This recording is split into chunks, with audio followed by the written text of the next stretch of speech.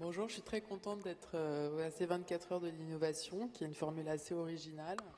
Donc moi, je vais vous parler d'immunothérapie des cancers ou comment stimuler finalement nos défenses naturelles pour battre le cancer. Donc le système immunitaire, c'est ce qui nous permet à tous de nous défendre contre les agressions extérieures, comme par exemple les virus, les bactéries, mais aussi souvent ce que le grand public sait mal, ça permet aussi de nous défendre contre nos propres cellules cancéreuses qui se développent dans notre organisme.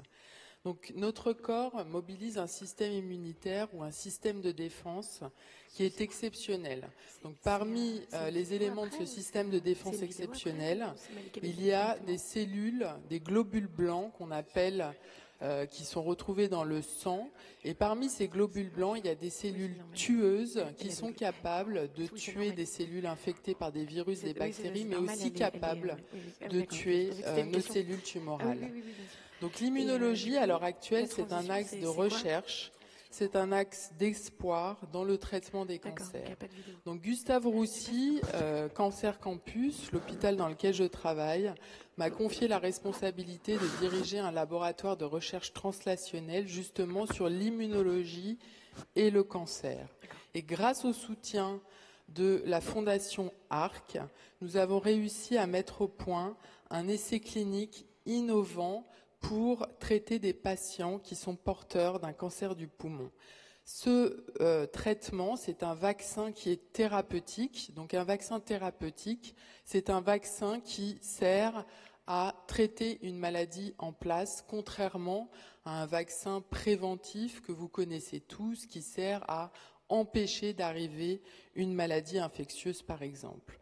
Et ce vaccin thérapeutique, il est composé de quoi? De nanovésicules de notre système immunitaire qu'on appelle dans notre jargon des exosomes de cellules dendritiques.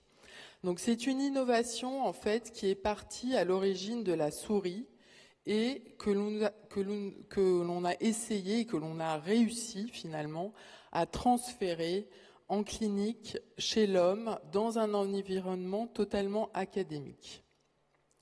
Donc en 1995, les premiers essais chez la souris ont démarré, puis il a été mis au point une méthode pour démontrer que ça pouvait être possible de produire des exosomes aussi chez l'homme, avec des premiers essais thérapeutiques dans les années 2000.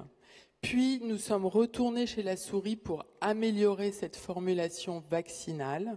Nous sommes retournés chez l'homme pour essayer de faire à nouveau des essais thérapeutiques pour améliorer l'efficacité de ce traitement. Aujourd'hui, nous sommes en 2013. Nous avons fini d'inclure les patients. Nous allons analyser les résultats et voir si nous pouvons continuer à développer ce type de vaccin thérapeutique ou s'il est intéressant de le transférer à des biotech ou à des industriels pharmaceutiques qui, eux, en général, ont la capacité de développer ce type d'approche thérapeutique à grande échelle. Donc, en quoi consiste ce vaccin innovant? Et en fait, c'est un vaccin qui est très personnalisé et finalement, c'est le patient qui va fournir la matière première pour produire ce vaccin. Donc ici, vous avez un schéma d'une cellule qu'on appelle un monocyte. Et ce monocyte, nous sommes capables au laboratoire de le transformer en cellules que l'on appelle cellules dendritiques, qui sont des cellules très importantes pour les immunologistes, puisque ces cellules sont des professionnels pour activer ces fameuses cellules tueuses, ces lymphocytes qui vont être capables potentiellement d'aller jusqu'à la tumeur et de détruire la tumeur. Donc nous transformons les monocytes dans un laboratoire en cellules dendritiques. Ces cellules, on les charge avec des motifs protéiques qui font comprendre à la cellule des codes qui vont être reconnus par la cellule dendritique capable de générer des lymphocytes spécifiques de la tumeur, c'est-à-dire des lymphocytes capables de reconnaître spécifiquement le cancer. Ces cellules dendritiques, elles ont un avantage, c'est qu'elles sécrètent des petites vésicules, ces fameuses nanovésicules, les exosomes, qui sont à l'image de la cellule dendritique et qui portent aussi ces motifs capables d'induire une réponse dirigée contre la tumeur. Et ce sont ces exosomes-là que nous mettons dans des flacons au laboratoire et qui vont servir de vaccin pour vacciner les patients. Donc comment ça se passe? C'est un vaccin comme n'importe quel vaccin. Donc nous allons vacciner les patients par voie intradermique. C'est pas douloureux. Et le but du vaccin, c'est vraiment de stimuler nos défenses naturelles et de générer des fameuses cellules tueuses qui vont être capables de migrer dans la tumeur, d'aller jusqu'à la tumeur, de s'activer et de détruire la tumeur qui est en place chez le patient.